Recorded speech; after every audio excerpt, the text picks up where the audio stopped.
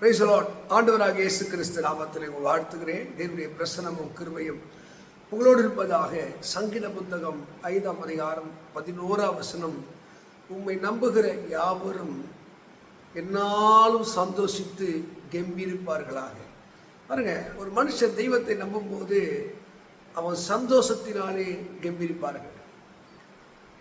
உடைந்து போனவங்க, சோர்ந்து போனவங்க, கடன்பட்டவங்க, கைவிடப்பட்டவங்க அந்த தெய்வத்தை நம்புகிற போது அவர் வாக்கு சிறியவனை புழுதிலிருந்து எளியவனை குப்பையிலிருந்து எடுத்து நான் பிரபுக்களோடு அவர் நம்புகிற ஒருவன் மேலும் குற்றம் சுமர். அவர் நம்புகிற யாவருக்கும் அவர் ஐஸ்வர்ய சம்பரனாக இருக்கிறாராம்.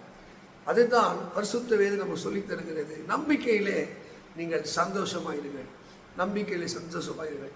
இந்த சந்தோஷம்தான் உங்களை என்னாலும் கம்பீரிக்கும்படியே செய்யும். பரிசுத்த வேதத்தில் நிறைய பேர் பார்க்கிறோம்.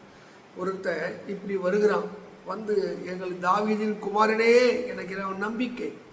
அதுக்கப்புறம் பார்த்தீங்கன்னா அவன் கண்கள் திறக்கப்பட்டு அவன் என்னாலும் கம்பீரிக்கும்படியாய், என்னாலும் மகிழும்படியாய் அவனுடைய உபத்திர பாடுகளிலிருந்து பரிபூர்ணமான விடுதலை பெற்றதற்கு அவனுடைய நம்பிக்கை தான். உங்கள் நம்பிக்கை சரியாய் தேவனில் இருக்கும் என்றால் நீங்கள் என்னாலும் கம்பீரிக்கும்படியாய் உங்கள் தலையை தேவன் உயர்த்தி வைத்து அழகு பார்க்க வல்லவராக இருக்கிறார்.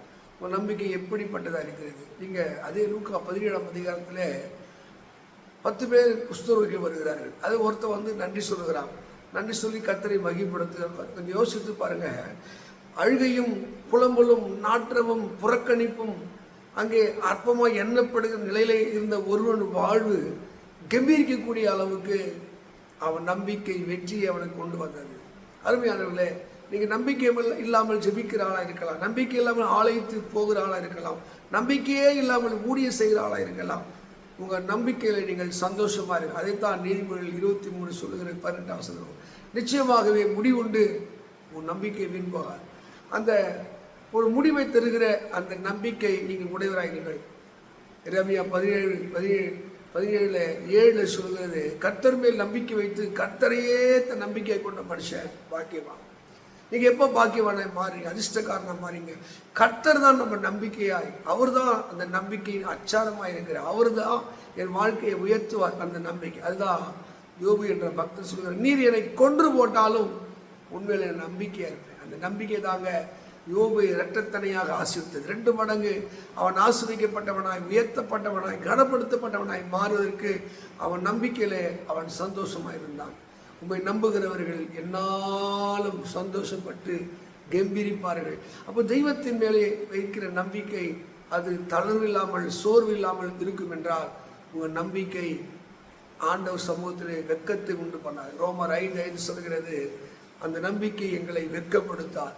அப்போ தெய்வத்தின் மேல் இருக்கிற நம்பிக்கை சரியாக இருக்கும் என்றால் எங்கேயும் நீங்கள் வெட்கப்பட்டு போவதே இல்லை. தலைகளை தேவன் உயர்த்துவார், உங்களை மேன்மைப்படுத்துவார். இப்போ இருக்கிற நிலைமையிலேருந்து உங்களை மேன்மையாக வைப்பார்.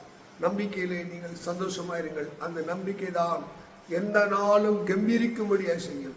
கர்த்தர் எனக்காக யாவையும் செய்து முடிப்பார் என்று ஒரு பக்தர் சொல்வார் என்றால் உங்கள் வாழ்விலும் அவர் அற்புதம் செய்வார். அதே பக்தர் சொல்கிறார், என் ஆத்மாவே நீ ஏன் கலங்குகிறாய், நீ ஏன் தயங்குகிறாய், நான் நம்புகிறது அவரால் வரும்.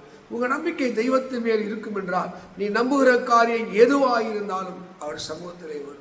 அதனாலே நம்பிக்கையிலே சந்தோஷமாயிருங்கள், உபத்திரவத்திலே பொறுமையாருங்கள், செபத்திலே உறுதியாய் தரித்திருங்கள். உங்கள் நம்பிக்கை ஒரு நாளும் வீண் போகாது. அவரை நம்பின ஒருவன் மேலும் குற்றம் சுமராது. அவன் நம்பி அவங்க வெட்கப்பட்டு போகாது இருந்தார்களாம்.